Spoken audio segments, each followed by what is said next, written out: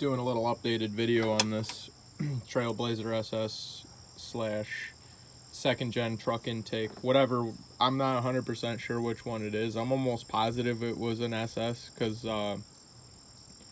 one of my the motor that it came off of, one of my buddies owned, and he had two trucks, and I'm pretty sure it was off of his Trailblazer SS. He had the pickup truck and the all-wheel drive Trailblazer, so I'm assuming it came off of the Trailblazer.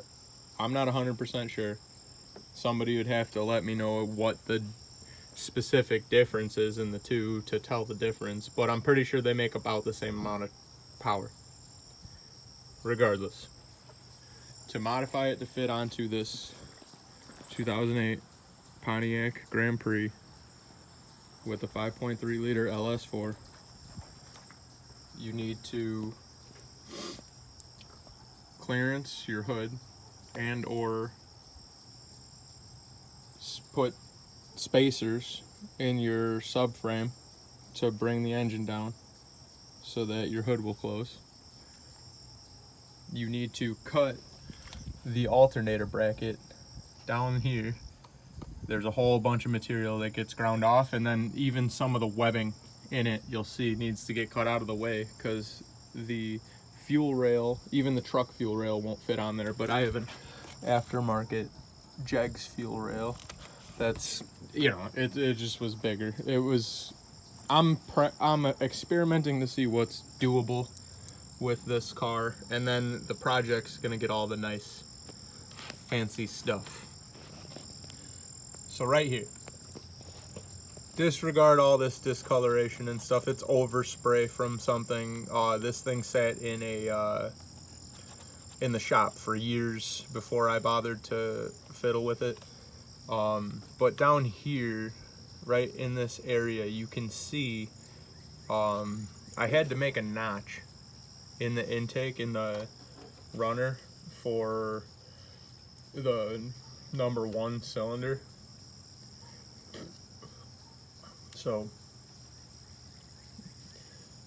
I'm left asking the question, is it stealing volume from that cylinder? Is it not getting as much as the rest of them? It's kind of hard to get a good view on it to show you how much runner is actually left, but there is a pretty decent amount left. And all that is for the power steering pump return line. So if you went with a Volvo remote power steering pump, you'd be golden. You could delete this. LS4 King, Brandon Furchess makes the a delete pulley for it, or you could delete it entirely. I'm sure there's ways to go about it. But that's one of the major sacrifices, plus that alternator bracket, which you need to, like I said, you got to cut like a whole bunch down here. It's got like kind of like a stupid little shield, and it's all cast iron. It weighs a ton, right in your way. And then there's one more thing under here where the brake booster plugged into the back of this guy. I had to make a 90 piece that fit in there, and all of this was glued together using this epoxy that Chevy uses to glue Corvettes together. I guess that's how they build Corvettes, is with glue. And this epoxy is made of, I believe, the same type of plastic or whatever, that it bonds to this extremely well, and it's rated for high pressure, and I'm not running a turbo or nothing, so for me to make a fiberglass mesh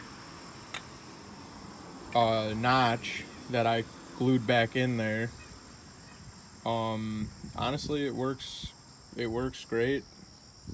It feels like the car has a significant amount more power, but I don't really have any way of telling without taking her to the dyno.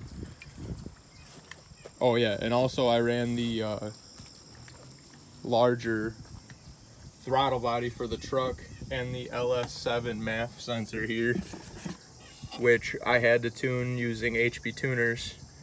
And honestly, running the intake, it ran fine with the stock throttle, but it's a restriction. So I upgraded the throttle body and it still ran pretty good. But when I upgraded the intake tubing to be bigger with the MAF sensor, that 100% needed to be tuned.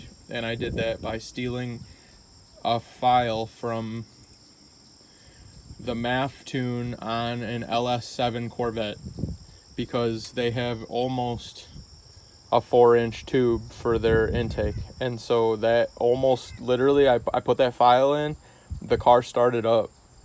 I was able to then dial in the MAF tune and do the volumetric efficiency and all that afterwards. I have the truck injectors in right now,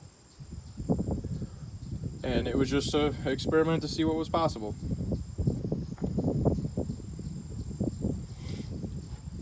Start her up, give her a run.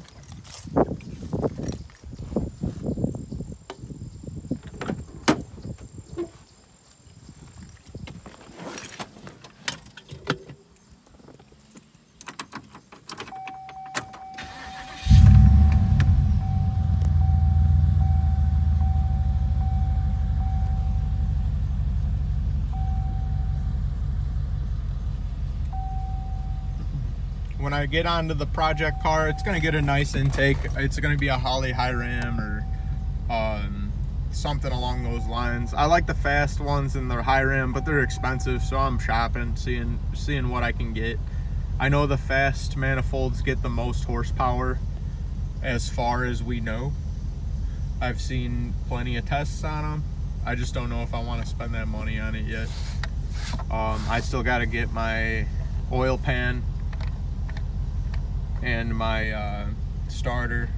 I've been waiting on a couple other parts to get the 4T80 swap car going.